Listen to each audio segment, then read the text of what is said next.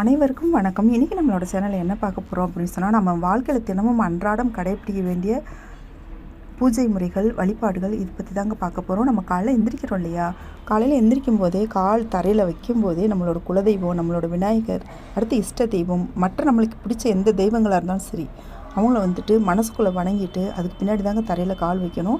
அவங்கள ஒரு செகண்ட் மனக்கண் முன்னாடி கொண்டு வந்து நிறுத்தி உங்கள் குலதெய்வத்தோட முகத்தையும் சரி, உங்கள் இஷ்ட தெய்வத்தோட முகத்தையும் சரி, விநாயகரோட முகத்தையும் சரி வழிபாடு பண்ணிவிட்டு மனசுக்குள்ளே வேண்டிக்கிட்டு அதுக்கு முன்னாடி நீங்கள் எந்திரிக்கணுங்க. எந்திரிக்கும் போது உங்களுக்கு நடக்கக்கூடிய விஷயங்கள் எல்லாமே வெற்றிகரமாக நடக்கும். அடுத்து எந்த ஒரு ஆபத்து கிரக பயிற்சிகளாலையும் சரி, நேரம் சரியில்லாதனாலையும் சரி, ஏதாச்சும் ஒரு ஆபத்து வரக்கூடிய ஆபத்துக்களை தடுத்துருங்க.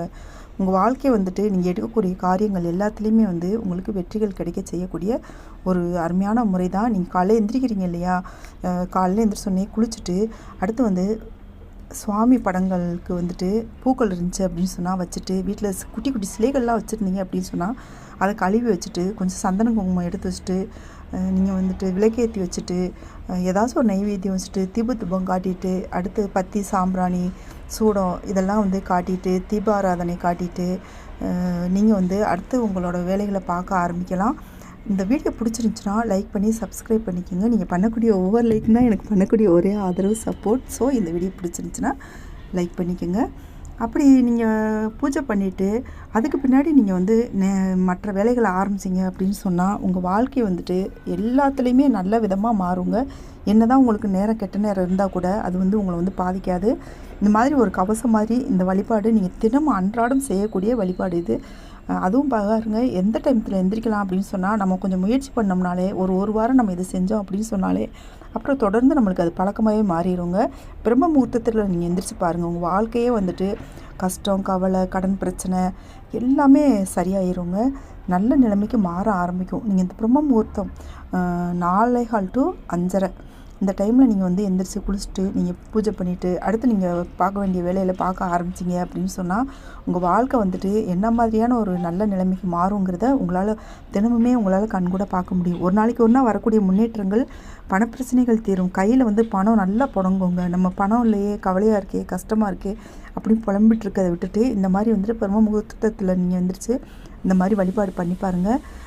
என்னால் அவ்வளோ சீக்கிரத்துலலாம் எந்திரிக்க முடியாதுன்னு சொல்லி நம்ம சாக்குப்போக்கு சொல்லிகிட்டு இருந்தோம் அப்படின்னு சொன்னால் நம்மளோட கவலைகள், கஷ்டங்கள் எல்லாமே நம்ம கூட தாங்க இருக்கும். அதனால் பாருங்கள், முடிஞ்ச வரைக்கும் இந்த மாதிரி செய்யுங்க.